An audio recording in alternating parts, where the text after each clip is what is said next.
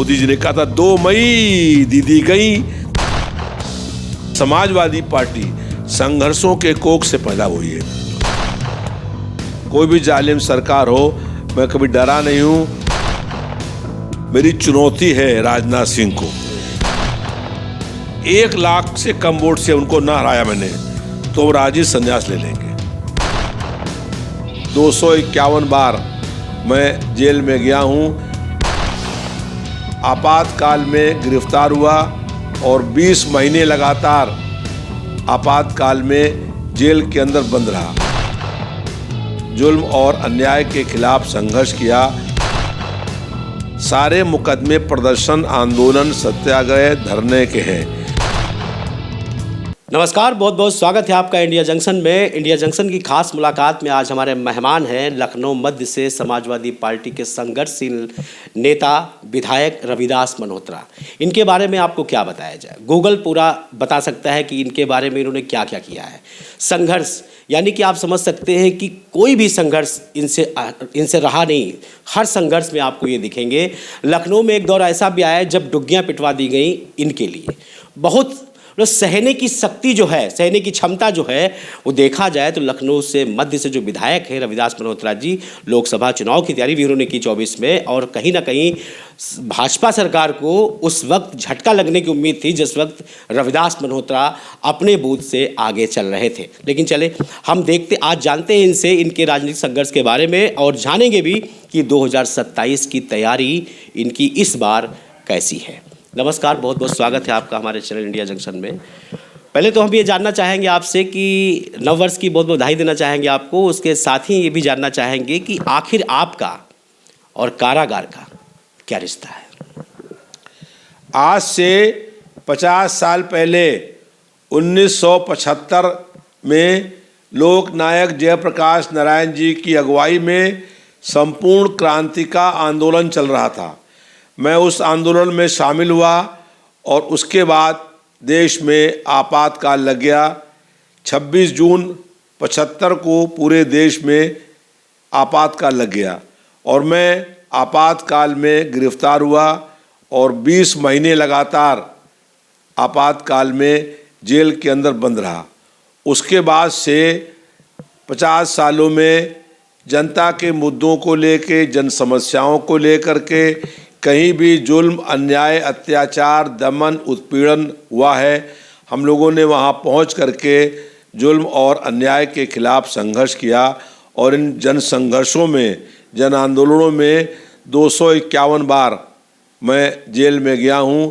जुल्म चाहे कितना हम पर हो गया हो, लेकिन कभी हमने जुल्म को बर्दाश्त नहीं किया। जनता के मुद्दों, जन समस्याओं को लेकर के मैं 251 जेल गया हूं, लेकिन एक भी मुकदमा, कोई आपराधिक मुकदमा नहीं है। सारे मुकदमे प्रदर्शन, आंदोलन, सत्याग्रह, धरने के हैं। और मैं कभी भी, चाहे कोई भी जालिम सरकार हो, मैं कभी डरा नहीं हूं और जुल्म के खिलाफ मैंने हमेशा संघर्ष करने का काम किया है और ये सारे मुकदमे जन संघर्षों के हैं। बिहार का चुनाव अभी हाल ही में ख़त्म हुआ है, नतीजा आपके सामने है। क्या यूपी में कुछ ऐसा ही होने वाला है या वाकई में बीजेपी की राजनीति में कुछ बड़ा बदलाव होगा? ये बिहार में इंडिया गठबंधन चुनाव लड़ रहा था, उसने समाजवादी पार्टी को एक भी सीट नहीं दी। हम लोगों को एक भी सीट नहीं मिली, लेकिन उसके बाद भी समाजवादी पार्टी के राष्ट्रीय अध्यक्ष माननीय अखिलेश यादव जी ने बिहार के चुनाव में 26 रैलियों को संबोधित किया और 20 स्टार प्रचारक बनाए जो पार्टी के सांसद हैं उन लोगों को। आज जो है जनता, उत्तर प्रदेश की पार्टी के कार्यकर्ता, समर्थक सब ये चाहते हैं कि इंडिया गठबंधन की अगुवाई समाजवादी पार्टी के राष्ट्रीय अध्यक्ष माननीय अखिलेश यादव जी करें। वो अगुवाई करेंगे तो निश्चित रूप से जो है उत्तर प्रदेश में भी और देश में भी इंडिया गठबंधन की सरकार बनेगी, क्योंकि समाजवादी पार्टी संघर्षों के कोख से पैदा हुई है और इसलिए समाजवादी पार्टी के कार्यकर्ता चाहते हैं कि जन नायक अखिलेश यादव जी इंडिया गठबंधन की अगुवाई करने का काम करें और वो अगुवाई करेंगे तो 2027 में बहुत प्रचंड बहुमत के साथ जो है उत्तर प्रदेश में इंडिया गठबंधन की सरकार बनेगी। ये तो समय बताएगा कि सरकार बनेगी या वापस फिर बीजेपी आएगी। सभी कहते हैं हम सरकार में रहना चाहते हैं।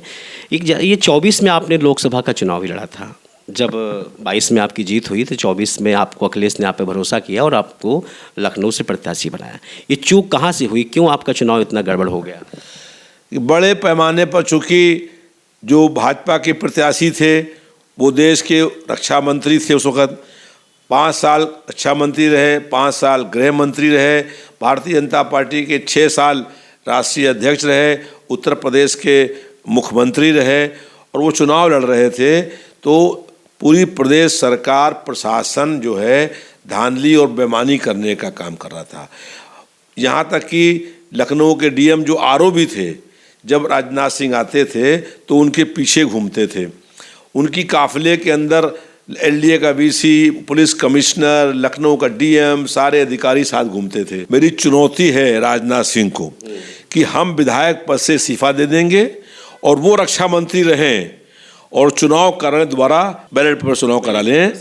तो अगर 1 लाख से कम वोट से उनको ना हराया मैंने तो राजीव संन्यास ले लेंगे और मैं विधायक पद से इस्तीफा दे दूंगा और वो रक्षा मंत्री रहें। तो आपका कहने का मतलब है कि बेईमानी से चुनाव जीते हैं, मतलब वोट चोरी करके चुनाव जीते, वोट चोरी करके, बेईमानी करके। ईवीएम से भाजपा के लोग कितनी गड़बड़ी करने का काम। सांसद तो 30 आपके भी ईवीएम से ही जीते हैं। अभी आप विपक्ष में वो देश में सबसे बड़ी दूसरी पार्टी के रूप में बैठे हुए हैं, फिर आप ईवीएम का मतलब ईवीएम पे उंगली उठा रहे हैं। तो ये तो कैसे समझ में आ रहा है भाई? उत्तर प्रदेश में समाजवादी पार्टी नंबर 1 की पार्टी है और सबसे बड़ी पार्टी के रूप में उभरी है। आपकी बात सच है। दूसरी बात यह है कि भारतीय जनता पार्टी एक विधानसभा के अंदर 20 से 25 हज़ार वोटों का ही अंतर कर पाती है और अगर इससे अधिक हम जीत रहे होते हैं तो जीतते हैं, इससे कम जीत रहे होते हैं तो हार जाते हैं। जैसे हम विधायक हुए तो 2022 में हम जीत रहे थे 50,000 वोटों से, बेईमानी करने के बाद जीते 11,000 वोटों से। तो बेईमानी तो ये करते हैं लेकिन 20 से 25,000 के बीच में करते हैं।